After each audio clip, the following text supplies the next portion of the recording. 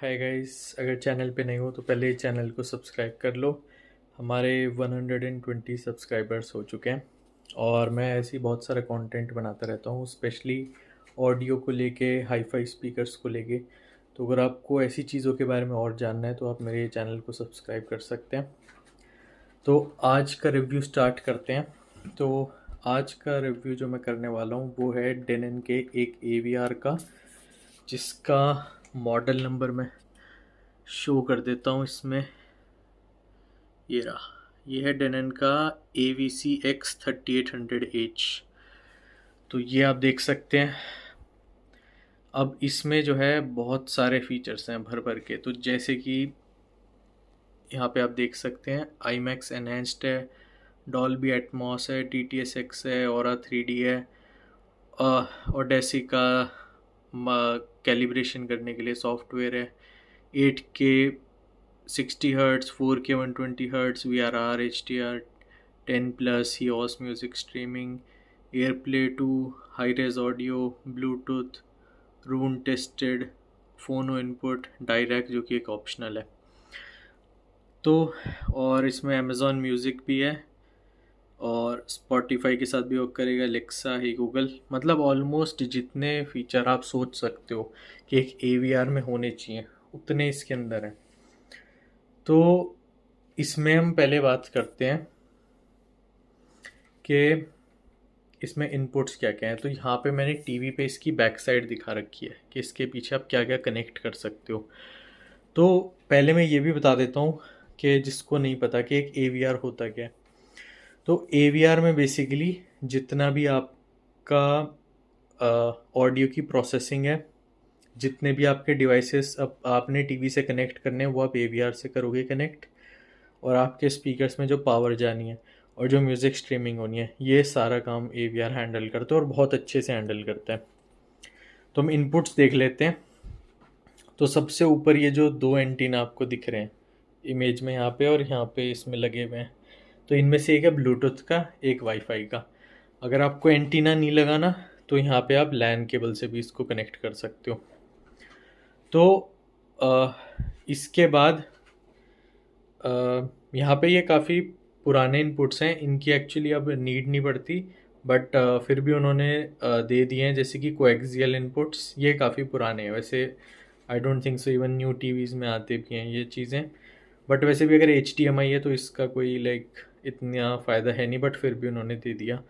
उसके अलावा इन्होंने दो ऑप्टिकल इनपुट्स भी दे दिए हैं। और मेन बात करते हैं HDMI की। तो HDMI पोर्ट्स की तो आपको बिल्कुल कमी नहीं होने वाली गलती से भी।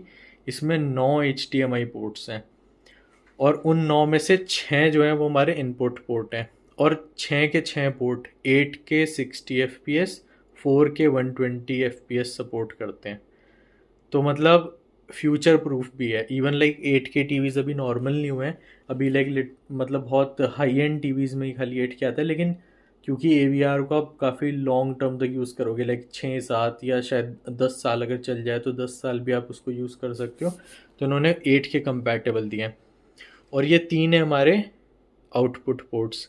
तो ये होंगे जो आपके टीवी से कनेक्ट होंगे, ये वाला। तो इसमें आर्क, ई आर्क दोनों चीज़ें सपोर्टेड हैं। तो इस बीच वाले पोर्ट को आप अपने टीवी से कनेक्ट कर सकते हो। और मैंने भी इसको कर रखा है यहाँ पे, ये रही HDMI केबल जो कि टीवी से कनेक्टेड है। उसके अलावा दो और आउटपुट पोर्ट्स हैं। जैसे कि आपके पास AVR से एक टीवी जुड़ा हुआ है, एक प्रोजेक्टर जुड़ा हुआ है, या फिर एक मॉनिटर जुड़ा हुआ है, तो आप वो भी कनेक्ट कर सकते हो। उसके बाद यहाँ पे FM AM का पोर्ट है। ये भी वैसे काफ़ी ओल्ड चीज़ हो गई है, ये भी आई डोंट थिंक सो कोई कनेक्ट करेगा भी, बहुत ही आई थिंक कोई स्मॉल ऑडियंस होगी जो करेगी कनेक्ट। उसके बाद ये ट्रिगर आउट। अब ट्रिगर आउट यूज़ होता है कि अगर आपने इसके साथ एक और एम्पलीफायर, पावर एम्पलीफायर कनेक्ट करना है, या फिर एक वूफर कनेक्ट करना है जो आप चाहते हो ऑटोमेटिक ऑफ हो जाए जब यूज़ नहीं हो रहा, तो उसके लिए हम ट्रिगर आउट यूज़ कर सकते हैं। उसके बाद फिर से एक बहुत पुराना पोर्ट है ये RS-232C, और उसके बाद है रिमोट कंट्रोल के लिए। तो ये इसके साथ एक रिमोट कंट्रोल आता है जो मैं दिखा देता हूँ। ये आता है इसके साथ एक रिमोट कंट्रोल, लेकिन ये इस वाले रिमोट के लिए नहीं है, ये एक एडिशनल रिमोट के लिए है। मान लेते हैं कि आपने इसको एक कैबिनेट के अंदर रख दिया और वहाँ से इसका रिमोट काम नहीं कर रहा, तो आप क्या कर सकते हो, यहाँ पे एक वायर से एक आईआर कनेक्ट कर सकते हो, उस आईआर को आप बाहर रख सकते हो और तब आपका ये रिमोट वर्क करने लग जाएगा। उसके अलावा हमारे पास बहुत सारे ऑक्स के पोर्ट हैं, बहुत सारे 5 ऑक्स के पोर्ट्स हैं और एक फोनो इनपुट है और फोनो का एक ग्राउंड है। यहाँ पे ग्राउंड का आ गया आपके फोनो इनपुट का। उसके बाद यहाँ पे इसमें जोन 2 भी सपोर्टेड है, उसके लिए आपके 2 प्री आउट्स हैं। और उसके बाद जितने आपके 11 स्पीकर्स हैं, 11 के 11 स्पीकर के लिए इसमें प्री आउट दिए हैं। ये फ्रंट के, सेंटर के, सराउंड बैक, हाइट 1 हाइट 2। तो यहाँ पे 11 स्पीकर के आपको प्री आउट्स मिल गए और जोन 2 भी मिल गई। और उसके बाद आपके आ गए 4 सबवूफर के आउटपुट पोर्ट, और ये चारों सबवूफर इंडिपेंडेंट हैं, यानी कि आप इसके साथ 4 वूफर जोड़ सकते हो और चारों के चारों वूफर अलग अलग कंट्रोल हो सकते हैं, जिसमें कि आप सेट कर सकते हो किसकी वॉल्यूम कितनी रहेगी, किसकी कितनी कम रहेगी, तो वो और किस क्या फ्रीक्वेंसी पे वर्क करेंगे, सब कुछ आप सेट कर सकते हो। इसका जो पुराना मॉडल था उसमें ये सपोर्ट नहीं था, उसमें खाली 2 ही थे, इसमें चारों के चारों वूफर सपोर्टेड हैं। उसके बाद हमारे आ जाते हैं मेन पोर्ट, जहाँ पे आप अपने स्पीकर को कनेक्ट करोगे। तो यहाँ पे इन्होंने 11 इनपुट्स दिए हैं, 11 में से 2 जो हैं जोन 2 के हैं और बाकी के जो 9 हैं जो आप मेन स्पीकर कनेक्ट करोगे, जैसे कि front right, front left, centre, surround right, surround left, surround back.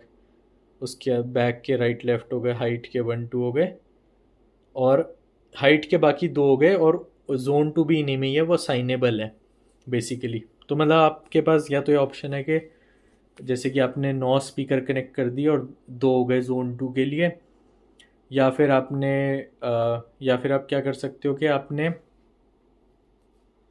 11 speaker इससे कनेक्ट कर दिए पावर एम्पलीफायर लगा के। तो वो मैं भी समझाता हूँ आप कैसे करोगे। तो ये जो AVR है, तो इन्होंने वेबसाइट पे मेंशन करा है कि ये 9.4 कॉन्फ़िगरेशन का AVR है। तो 9.4 का मतलब होता है 9 स्पीकर कनेक्ट हो जाएंगे जिन्हें पावर करेगा और 4 वूफर। लेकिन यहाँ पे एक थोड़ा इनका मतलब इन्फॉर्मेशन में जाके इन्होंने मेंशन करा है, सामने मेंशन नहीं करा। ये 11 चैनल को प्रोसेस भी कर सकता है। अब 11 चैनल प्रोसेस करने का मतलब ये है कि आप इसके साथ 11 स्पीकर चला सकते हो और 4 वूफर चला सकते हो, लेकिन उन 11 में से 9 को ही पावर करेगा। बाकी के जो 2 स्पीकर बचे हैं उनको आपको पावर करना पड़ेगा एडिशनल एम्पलीफायर से। तो इसमें अगर आपको कॉन्फ़िगरेशन बनानी है तो एक बहुत ज़बरदस्त कॉन्फ़िगरेशन बन सकती है। सबसे हाईएस्ट एंड अगर आपको बनानी है, जो इसकी फुल कैपेसिटी होगी वो होगी 7.4.4। अब 7.4.4 में क्या होगा, उसमें ये होगा कि 7 स्पीकर्स तो आपके ग्राउंड लेवल पे रहने वाले हैं, जैसे कि एक लेफ़्ट हो गया, राइट हो गया, यहाँ पे एक सेंटर चैनल हो जाएगा, फिर आपके एक यहाँ पे सराउंड एक राइट हो जाएगा, एक सराउंड लेफ़्ट हो जाएगा, और उसके बाद एक सराउंड बैक में 2 हो जाएंगे। तो ये 7 स्पीकर हो गए आपके ग्राउंड लेवल पे। उसके बाद 4 वूफर कनेक्ट हो गए, और उसके बाद जो बाकी बचे 4 वो आप एटमॉस में कनेक्ट कर सकते हो, जो कि आपके लिए यहाँ पे हाइट में आप 2 ऐड कर सकते हो, या फिर आप छत में 1 2 इधर और 2 छत में उधर। तो 7.4.4 हो गया। दूसरी कॉन्फ़िगरेशन हो सकती है 5.4.6 की। उसमें क्या होगा कि ग्राउंड लेवल पे आपके 5 स्पीकर्स हो जाएंगे, जैसे मैंने अभी समझाए, और छत में जैसे कि अभी 4 लगे थे तो 2 और लग जाएंगे, जैसे 2 हाइट यहाँ लग गए, 2 यहाँ पे छत में एटमॉस के आगे और 2 पीछे एटमॉस के आगे। अब मान लेते हैं आपने इस कॉन्फ़िगरेशन में कनेक्ट कर दिए 7.4.4 में, ठीक है। तो ये 9 चैनल को तो पावर कर देगा, जैसे कि यहाँ पे आप देख सकते हो 9 को पावर कर देगा। 2 के लिए आपको एडिशनल एम्पलीफिकेशन चाहिए। तो अब यहाँ पे आप क्या कर सकते हो, आप एक 3 चैनल का पावर एम्पलीफायर ले सकते हो, जैसे इमोटिवा का आता है, जो अराउंड 70-80,000 का आपको मिल जाएगा। उसमें क्या होता है कि आप क्या करोगे, प्री आउट्स कनेक्ट कर दोगे, ये ना, फ्रंट, सेंटर और सराउंड के। आई थिंक फ्रंट और सेंटर में हो जाएंगे। हाँ, 3 चैनल फ्रंट और सेंटर में हो जाएंगे, 1 2 3। ये तीनों प्री आउट्स जब आप कनेक्ट कर दोगे पावर एम्पलीफायर से, तो आपके जो फ्रंट के 3 स्पीकर हैं, लेफ्ट सेंटर राइट, ये तीनों स्पीकर पावर हो जाएंगे ई मोटिवा से, और इससे लोड हट जाएगा और ये पावर कर लेगा बाकी के जितने बचे हैं। तो इस तरीके से आप 11 स्पीकर इससे चला सकते हो। 11 की प्रोसेसिंग कर देगा, पावर 9 ही करता है।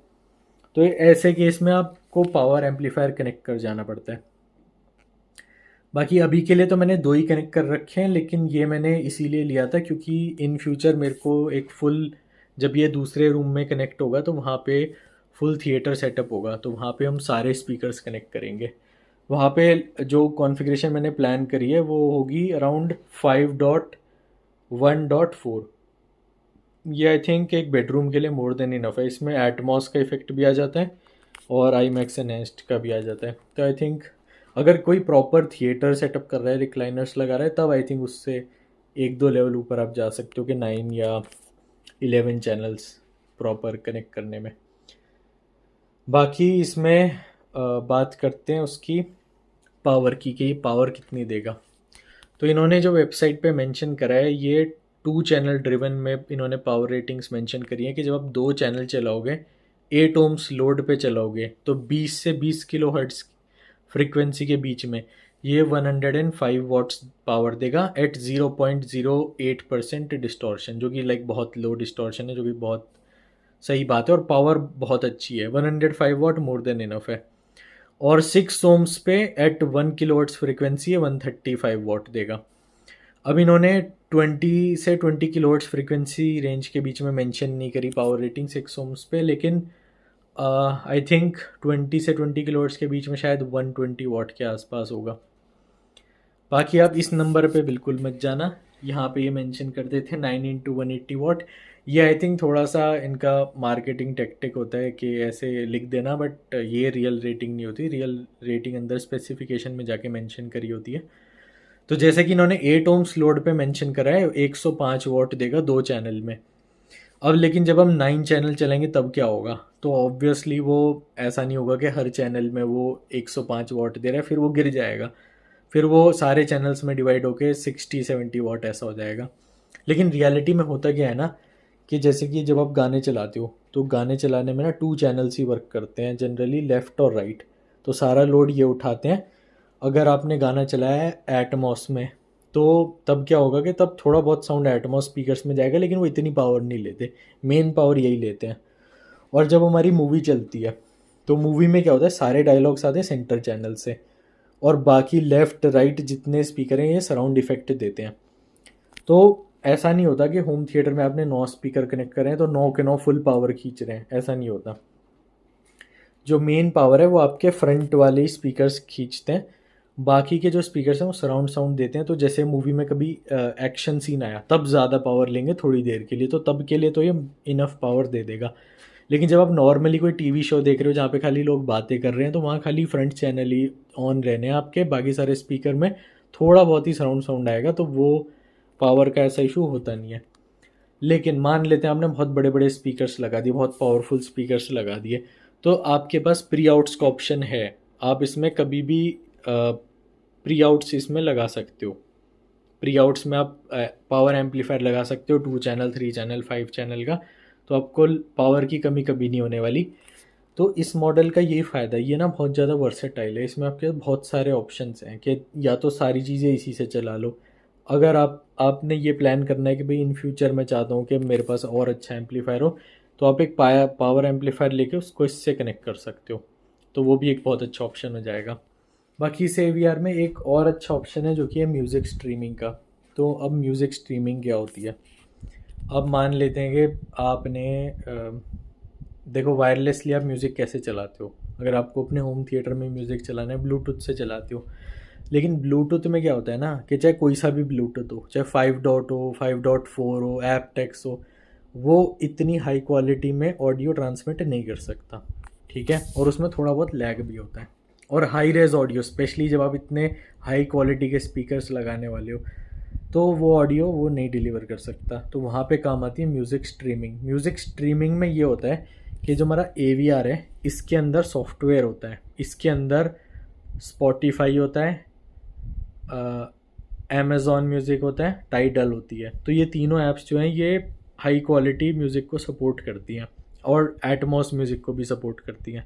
तो होता क्या है कि आपको फ़ोन में एक डेनन की ऐप इंस्टॉल करनी होगी और एक हियोस की ऐप, हियोस म्यूज़िक की ऐप होती है। अब हियोस म्यूज़िक की ऐप में क्या होता है, जैसे आप उसको ओपन करोगे उसमें स्पॉटिफाई, अमेज़ॉन, टाइडल का ऑप्शन होगा, आप उन पर क्लिक करोगे तो वहाँ से जब आप अपने फ़ोन से म्यूज़िक चलाओगे तो वो इस रिसीवर में चलेगा और ये रिसीवर नेट वाईफाई का यूज़ करके, लैन का यूज़ करके आप म्यूज़िक चलाएगा। तो बेसिकली म्यूज़िक स्ट्रीम कर रहे हो, मतलब आपके फ़ोन से म्यूज़िक AVR में नहीं जा रहा, आप अपने बस फ़ोन में प्ले कर रहे हो और AVR इंटरनेट को यूज़ करके म्यूज़िक चला रहा है। तो इसमें कितनी भी हाई क्वालिटी का आप म्यूज़िक चला सकते हो बिना ज़रा सा भी डेटा लॉस के। तो ये फ़ायदा होता है म्यूज़िक स्ट्रीमिंग का, इसीलिए इसको वाईफाई भी चाहिए होता है और बाकी इसके अपडेट्स के लिए इसको वाईफाई चाहिए होता है। तो ये है इसका म्यूज़िक स्ट्रीमिंग का। तो इसके ऑलमोस्ट सारे फीचर्स कवर हो गए, HDMI पोर्ट्स कवर हो गए, बाकी पोर्ट्स कवर हो गए, प्री आउट्स का फंक्शन कवर हो गया कि पावर एम्पलीफायर जोड़ सकते हो और म्यूज़िक स्ट्रीमिंग कवर हो गई। अब बात कर लेते हैं कि आपको इसके साथ मिलता क्या है जब आप इसको परचेज़ करते हो। तो एक तो आपको AVR मिलेगा, ये 2 एंटीनाज मिलेंगे वाईफाई के, ब्लूटूथ के, एक इसको रिमोट मिलेगा, उसके सेल मिलेंगे और एक मिलेगा ऑडिसी का माइक। अब ऑडिसी क्या चीज़ है? अब ऑडिसी एक छोटा सा माइक होता है और उस माइक को आप यहाँ पे कनेक्ट कर सकते हो। यहाँ पे इन्होंने पोर्ट दे रखा है, ये रहा माइक का, और उसके बाद बहुत लंबा सा तार आता है। तो अब आप क्या करोगे, जहाँ पे भी आपकी सीटिंग पोजीशन है ना, वहाँ पे उस माइक को थोड़ी सी हाइट पे रख दोगे और उस हाइट पे रखने के बाद ये ना कैलिब्रेशन करेगा। अब कैलिब्रेशन में बेसिकली आपके रूम के हिसाब से थोड़ा स्पीकर्स की फ्रीक्वेंसी को एडजस्ट करेगा कि किस तरीके से थोड़ा बेटर साउंड आ सकती है। तो वो कैलिब्रेशन फ्री है, उसमें कोई चार्जेस नहीं है, उसको आप कर सकते हो। लेकिन इसमें एक एडवांस फीचर भी है जो कि है डायरैक का। तो अब इसमें जो डायरैक है ना, वो एक एडवांस फीचर है ऑडिसी के भी ऊपर, लेकिन वो पेड फीचर है, वो काफ़ी महंगा फीचर है, तो वो आई थिंक करने की इतना नीड नहीं है, ऑडिसी इनफ है। लेकिन अगर हाँ किसी के बहुत ज़्यादा हाई एंड स्पीकर्स हैं तो तब वो डायरेक्ट की तरफ जा सकता है। बट वही बात है कि अगर कोई बहुत हाई एंड स्पीकर्स लेगा तो फिर वो AVR भी और हाई एंड लेगा जैसे एंथम वगैरह का। तो आई थिंक डायरेक्ट का इतना कुछ लेने का आई थिंक कोई चांस मुझे लग नहीं रहा कि कोई परचेज़ करेगा। बट हाँ, एक ऑप्शनल अपग्रेड है कि ये हो सकता है कि आपने लाइक 3-4 ईयर्स तक ओन कर लिया, फिर आपने बेटर स्पीकर्स पे अपग्रेड कर लिया, तो तब आपने सोचा कि नहीं थोड़ा और अच्छा कैलिब्रेशन होना चाहिए। या फिर दूसरी ऑप्शन ये हो सकती है कि मे बी आपका रूम बहुत ऑड सा है, रूम आपका ऐसा है जिसमें आवाज़ अच्छी नहीं आ रही, तो तब आप मे बी डायरेक्ट से आपको बेनिफिट हो। तो आई थिंक बट हाँ चलो, एक फ़ीचर दे दिया, ऑप्शनल अपग्रेडेबिलिटी दे दी, तो बस वो चीज़ है। बाकी यहाँ पे जो डायल है ये वॉल्यूम कंट्रोल करने के लिए और ये वाला इनपुट चेंज करने के लिए है। और यहाँ पे बटन्स भी दे रखे हैं वही सब इनपुट्स वगैरह चेंज करने के लिए। बाकी इन सब की नीड नहीं पड़ती क्योंकि रिमोट वगैरह में ऑप्शन होता ही है। और बाकी एक ही बार आपको सेटअप करना पड़ता है, बाद में तो आप इसको सेट कर सकते हो जैसे भी आपको करना है। और इसमें और भी बहुत अच्छे अच्छे फीचर हैं, जैसे कि मैंने भी इसको सेट कर रखा है कि टीवी के साथ वर्क करेगा। तो जैसे ही मैं टीवी को ऑन करूँगा तो ये ऑटोमेटिक ऑन हो जाएगा, टीवी ऑफ़ करूँगा तो ये ऑटोमेटिक ऑफ़ हो जाएगा। और अगर 1 घंटा आइडल रखा है ये तो ये भी ऑफ़ हो जाएगा, टीवी भी ऑफ़ हो जाएगा। तो ऐसे मतलब बहुत सारे अच्छे अच्छे फीचर्स हैं इसमें। अब बाकी अब कुछ लोग सोच रहे होंगे कि ये क्या रखा हुआ है इसके ऊपर। तो ये जो है ये एक लैपटॉप का कूलर है जो कि मैं यूज़ कर रहा हूँ एज एन AVR कूलर। तो ये आप देख सकते हो साइड से इसमें थोड़ा गैप भी है। तो ये पता है बहुत अच्छा ऑप्शन है, क्योंकि जो AVR के कूलर्स आते हैं ना, एक ही ब्रांड बनाता है, वो AC इन्फिनिटी करके, जो कि लाइक 20,000 का आता है। तो इतना इन्वेस्ट करने की ज़रूरत नहीं है। यहाँ पे एक मैंने लैपटॉप का कूलर लगा दिया तो आई थिंक वो बहुत अच्छा वर्क कर रहा है, ज़्यादा नॉइज़ भी नहीं करता, 20 dB है, और जब म्यूज़िक या मूवीज़ चलती हैं तब तो पता ही नहीं चलता। ये एक्चुअली नीडेड रहता है क्योंकि इंडिया में गर्मी बहुत पड़ती है, तो गर्मियों में, और अब अभी तो देखो ये हीट हो नहीं रहा क्योंकि ये 2 ही स्पीकर चला रहा है, बट अगर ये 9 या 11 चैनल्स चलाएगा तो तब डेफिनेटली ये हीट होगा। और इसके अंदर ये फैंस देते नहीं है, तो आपको एक्सटर्नल कूलिंग की नीड पड़ती है, तो उसके लिए मैंने ये चीज़ लगा रखी है। अब बात करते हैं कि इसका ऑडियो आता कैसा है जब हम स्पीकर में सुनते हैं। तो इन स्पीकर्स को मैंने मरैंड्स के साथ भी सुन रखा है, और डेनन इस वाले के साथ भी सुन रखा है, और एक और डेनन के साथ भी सुन रखा है जो कि पुरानी सीरीज़ थी। तो डेनन इस वाले मॉडल में जो ऑडियो है काफ़ी हद तक न्यूट्रल है और हल्का सा बेस हैवी है। तो आई थिंक बेस हैवी वाला चीज़ तो मतलब अच्छी है कि मतलब बेस आ रहा है, और बेस काफ़ी क्लीन आ रहा है, ऐसा नहीं कि मडी या ब्लोटेड आ रहा है, कुछ ऐसा बेस नहीं, एकदम क्लीन रिच बेस आता है। तो ऑडियो तो इसका बहुत ज़बरदस्त है, और पावर भी है इसके पास, तो मतलब बहुत ही रिच साउंड आता है, डिटेल्ड साउंड आता है, और एकदम क्रिस्टल क्लियर आता है। कोई आपको ऐसे नॉइज़ डिस्टॉर्शन कुछ भी नहीं सुनाई देगा। तो मतलब ऑडियो के मामले में तो ये बहुत ज़बरदस्त है। और इस प्राइस पॉइंट पे, तो इसका प्राइस भी मैं बता देता हूँ। इसकी एमआरपी तो है 2,10,000 रुपीज़ के राउंड, लेकिन ये मतलब का इस एमआरपी से बहुत कम प्राइस में जनरली मिल जाता है। तो जैसे कि कुछ ऑनलाइन वेबसाइट्स हैं, AV Shack है, वी ब्लैक है, तो इन वेबसाइट्स पे तो इसका प्राइस 99,000 से लेके 1,10,000 के बीच में रहता है। मैंने मैंने इसको परचेज़ करा था दिल्ली में एक स्टोर से, तो वहाँ पे उन्होंने प्राइस मैच कर दिया था, जो लोएस्ट मेरे को मिल रहा था उन्होंने प्राइस मैच कर दिया था। तो ऑलमोस्ट आपको ये मतलब ऐसा मान के चलो 1 लाख से 1,10,000 के बीच में ये मिल जाएगा।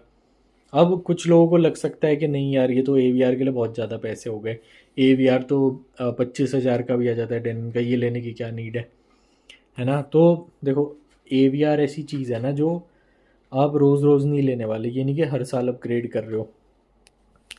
और दूसरी चीज़, जो सस्ते AVR होते हैं ना, उनमें दिक्कत क्या होती है कि वो उनमें पावर नहीं होती। वो पावर रेटिंग ऐसे लिख देते हैं, जैसे कि इन्होंने लिख दिया है यहाँ पे 9 × 180 वाट लिख दिया। अब अगर कोई यहाँ पे 200 वाट का स्पीकर जोड़ दे और इसको चलाए और फिर बोले यार ये AVR हीट क्यों हो रहा है, ये तो चल जाना चाहिए था, तो ऐसे नहीं होता। तो देखो, अगर आपको पावर चाहिए तो मिनिमम, अगर आप 5 चैनल सिस्टम चलाने वाले हो, तो मिनिमम से मिनिमम आपको डेनन का X2800H खरीदना होगा, जो कि आपको मिल जाएगा अराउंड 68,000 70,000 के राउंड। और अगर आपको 5 चैनल के ऊपर जाना है, 7 चैनल 9 चैनल या 11 चैनल, तो आपको X3800H ही लेना होगा। अब देखो, ऐसा नहीं होता कि इन्होंने 9 चैनल मेंशन करा है, तो अगर आपको 7 चैनल चलाना था तो आपके लिए ये नहीं है, मतलब आप ऐसा सोचोगे वेस्ट जाएंगे पोर्ट, ऐसा नहीं है। जब इसमें चैनल्स बढ़ते हैं ना, तो इसमें पावर भी बढ़ती है, तो आपके स्पीकर्स को पावर चाहिए होती है। और दूसरी सबसे अच्छी बात, डेनन के इससे नीचे वाले जितने भी AVR हैं, किसी में भी प्री आउट्स नहीं मिलते। प्री आउट्स आपको सिर्फ इस वाले डेनन में मिलेंगे। तो प्री आउट्स बहुत असेंशियल होते हैं। प्री आउट्स से ये फ़ायदा होता है, इन फ्यूचर कभी भी आपको बड़े स्पीकर लगाने हो, टावर लगाने हो, एक्स्ट्रा पावर चाहिए हो, तो आप एक पावर एम्प जोड़ सकते हो। तो इस AVR में इन्वेस्ट करना बिल्कुल वर्थ इट है, अगर आप हाई फाई ऑडियो में जा रहे हो तो। ठीक है।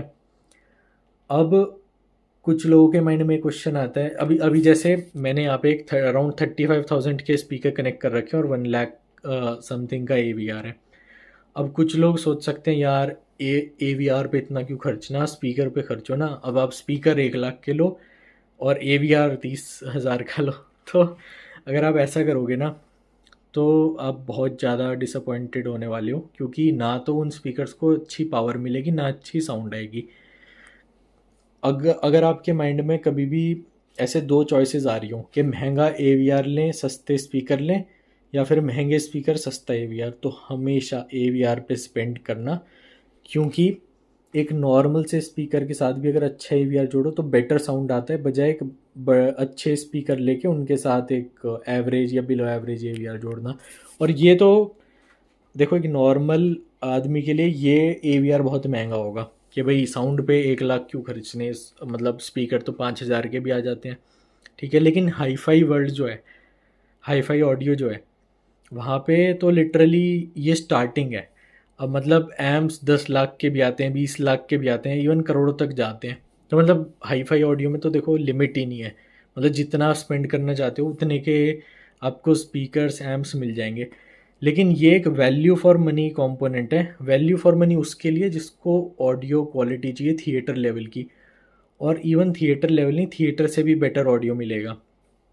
क्योंकि थिएटर में भी अगर आप स्पेशली इंडिया के थिएटर जाके देखोगे तो साउथ इंडिया में ही कुछ थिएटर्स हैं जहाँ पे लाइक क्लिप्स वगैरह के स्पीकर्स यूज़ होते हैं, वरना नॉर्मल आप थिएटर्स में जाओगे तो मतलब बहुत ही बेसिक से स्पीकर्स होते हैं, और जो वूफर्स होते हैं वो भी कुछ खास नहीं होते। आपने देखा हो 40 हर्ट्ज़ के नीचे वो ऑफ हो जाते हैं, वो एक एक्स कर्व फॉलो करते हैं, 40 हर्ट्ज़ के नीचे वो लोग ज़्यादा प्ले नहीं करते। सिर्फ कुछ आई मैक्स थिएटर्स हैं जहाँ पे आपको थोड़ा एक्स्ट्रा बेस मिलेगा, लेकिन उनमें भी 30-35 हर्ट्ज़ के नीचे वो उन्होंने ऑफ लिमिट लगा रखी होती है, क्रॉस ओवर होता है उनका।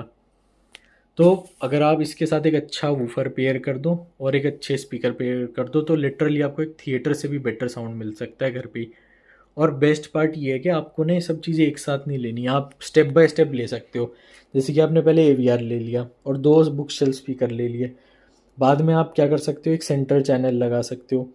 इन 2 बुक शेल्फ को आप सराउंड में लगा सकते हो पीछे, और आगे यहाँ पे बड़े बड़े टावर लगा सकते हो। फिर उन टावर को पावर करने के लिए पावर एम्प जोड़ सकते हो। तो हाई फाई ऑडियो जो है ये एक वन टाइम परचेज़ नहीं होता, ठीक है। ये एक हॉबी की तरह होता है कि क्योंकि देखो अगर आप वन टाइम परचेज़ कर लो तो ना आप बोर हो जाते हो बहुत जल्दी, फिर लगता है यार अब स्पीकर अपग्रेड कर लेते हैं, ये कर लेते हैं। लेकिन फिर क्या होता है, खर्चा भी इतना हो जाता है और आप बोर भी जल्दी हो जाते हो। लेकिन ये एक हॉबी है। अब हॉबी में हम क्या करते हैं कि जैसे अभी कुछ स्पीकर जोड़े, हो सकता है आपको ना ही पसंद आए स्पीकर, फिर आप 2 को तो चेंज भी कर सकते हो। लेकिन अगर आपने पूरा सिस्टम ही खरीद लिया, पूरे 11-13 स्पीकर आपने लगा दिए, फिर आपको लग रहा है यार ये तो इतने अच्छे थे भी नहीं, तो वो वाली बात हो जाती है। तो हमेशा स्टेप बाय स्टेप बिल्ड करो और स्पीकर्स को अच्छे से एंजॉय करो, और ऐसा AVR लो जहाँ पे आप इजीली अपग्रेड कर सको, अलग अलग कंपोनेंट जोड़ सको। तो बाकी और तो आई थिंक कुछ बचा नहीं है इसके बारे में बताने को, लेकिन अगर आपको लग रहा हो कि कुछ मैंने मिस आउट कर दिया तो आप मेरे को कमेंट सेक्शन में ज़रूर बता सकते हो। अगर वीडियो अच्छी लगी हो तो वीडियो को लाइक करना, चैनल को सब्सक्राइब करना, और फिर बाकी मिलते हैं अगली वीडियो में। तो तब तक के लिए बाय गाइस।